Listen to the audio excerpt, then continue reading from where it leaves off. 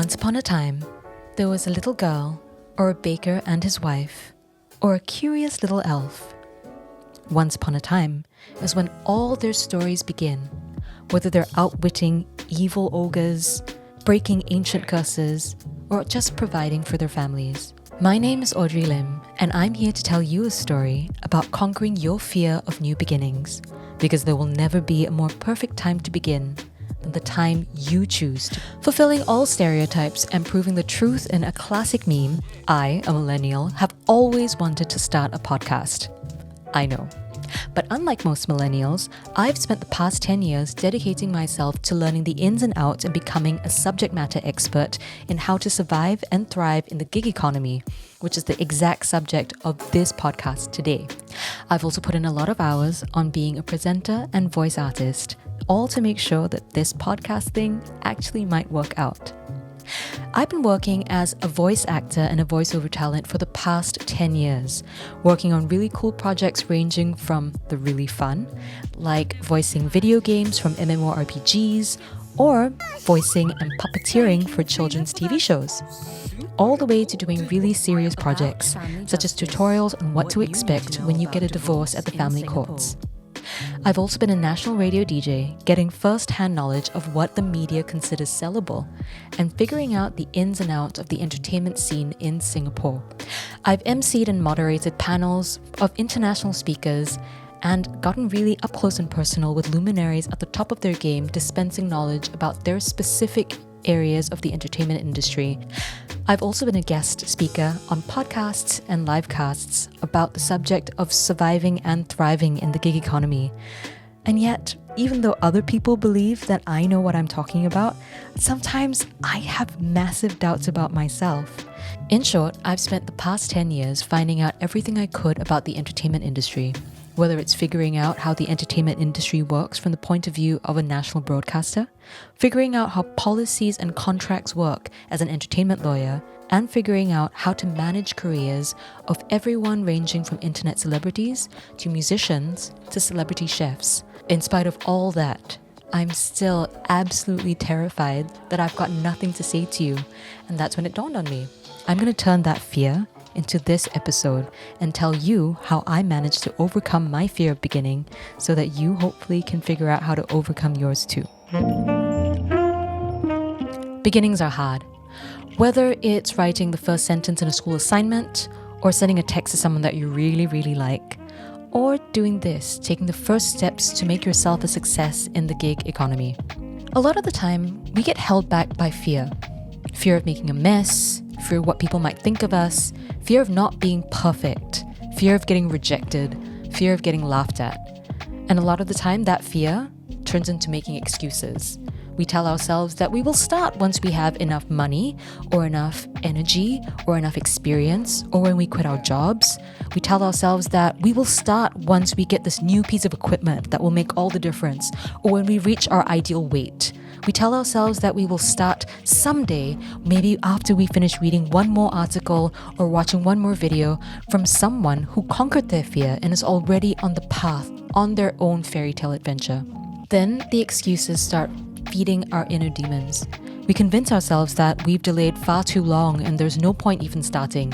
We compare ourselves to our peers and say that there's no way that we'll be able to make up the gap between where we are and where we want to be. We start bullying ourselves and say that it's our own fault for taking such a long time to begin with. And we tell ourselves that we're never going to be good enough. We justify our inactions by pretending that we're putting other people first and ask ourselves, what would our family think? What would our friends think? We're actually doing the right thing by putting this off and putting them first. But are we really? Before long, our inner demons grow so large that there's no more room for the dreams that we were so excited to get started on. We become angry with ourselves for not realizing our dreams. We get angry with our loved ones for not being supportive enough of us. We get angry with our circumstances for never being perfect enough for us to start. We get angry with our peers who somehow managed to have this perfect life to enable them to start on their journey, whereas we were paralyzed by fear and indecision. We continue to feed our self-doubt. We continue to be angry, and we continue to stay right here where we are, on this couch, instead of leaving to start our adventure and get our own fairy tale ending. But how do we change this? How do we overcome this fear? Now, I'm sure there are very many ways, but what I'm here to talk to you about today is taking a literal leaf from fairy tales. There are variations from country to country and culture to culture, but broadly, this is the fairy tale format. Number 1, once upon a time, a classic beginning. Number 2, research the problem. Number 3, allowing for mistakes. Number 4, build courage to face impossible tasks. Number 5, know that your adventure cannot begin until you do. Once upon a time. Now, this may not be the most creative or inventive way of starting out, but the point of this is to just begin your journey. It doesn't have to be perfect, it probably won't be right the first time, but at least you've gotten the very first step out of the way, and now you're free to be creative and start to take subsequent steps. Whatever industry you're in, remember that most fairy tales start by introducing the key personalities and the problems that they're facing right within the first few sentences. You need to tell people who you are, what you do, and why they should care. This is going to be really important to articulate, especially to family and friends who you're going to have to explain what you're doing to. On your side, you also need to know your motivation for why you're doing what you're doing. Especially as the road gets tough and you encounter your forest of thorns or your evil giants, it always helps to understand and think back to the reason why you're on this path and you have left your previous life behind. Research the problem. In all fairy tales, they have a fairy godmother, a kindly village elder, or a wise talking animal who sets the protagonist on the right path. Except that you, the protagonist, don't have all the answers and actively seek out advice from people around you who do. You'd be surprised how many people will be willing to sit down and share their knowledge with you.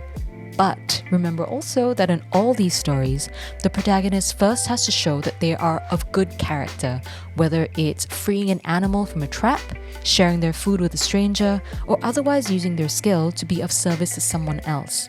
And always remember to be grateful to the people who share their knowledge with you.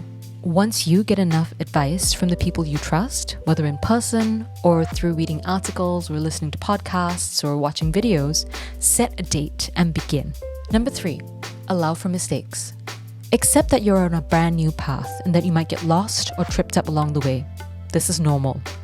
Even in the fairy tales, after they've been given very specific instructions, the fairy tale characters still manage to make mistakes, ignore what they were told, and get into trouble. This does not mean that the fairy tale is over. Whether they have stayed out past midnight when they were specifically told to get home before the last stroke, or whether they have let a stranger into their house who tries to feed them a poison apple, or if they've opened a bag a little bit earlier than they were supposed to. The fairy tale doesn't end there, and neither will yours. Allow for mistakes, allow yourself to pick yourself up and try again, and remember to be kind to yourself while you are learning. Number 4. Build courage to face seemingly impossible tasks. Fairy tale characters have dragons to slay, golden balls to retrieve from the bottom of bottomless lakes, and impossible riddles to solve. Your journey too will be filled with seemingly impossible tasks. To face down these challenges, first accept that it's okay to be apprehensive. You're normal, this is part of the process. Trust in your research and your abilities. Accept that you can't and won't please everyone. Go back to your motivation and remember why you're doing what you're doing. This will give you the strength to push through all these impossible tasks and give yourself the courage to fight another day. Give yourself permission to be tired and frustrated, and give yourself room to pivot or U-turn when the path you originally set out for yourself isn't as streamlined as you thought. You're not quitting, you're just trying a different way. Number 5, your adventure cannot begin until you do. Yes, there are so many ways that things can go wrong. Yes, there is a chance that you might fail. But yes, there is also a chance that you are able to succeed in spite of all the dangerous and scary and seemingly impossible tasks that are put in your path. Dreams don't work unless you do. There can be no happily ever after if you refuse to start your once upon a time. And thank you for being here with me as I start mine. My name is Audrey Lim, and this has been episode 1 of But What Do You Really Do? A series that explores the tips and tricks of how to survive and thrive in the gig economy. Ever so often, I'm going to have guests on my show who are experts in their respective fields in the gig economy, from food and beverage, to tech, to sports, to music. And they will all be sharing their journeys of how they went from amateur to professional, turning their passions into their professions. Through hearing the stories of all these people, I hope to inspire you to start your own fairy tale journey. Watch the space. I'll be back next week. See ya.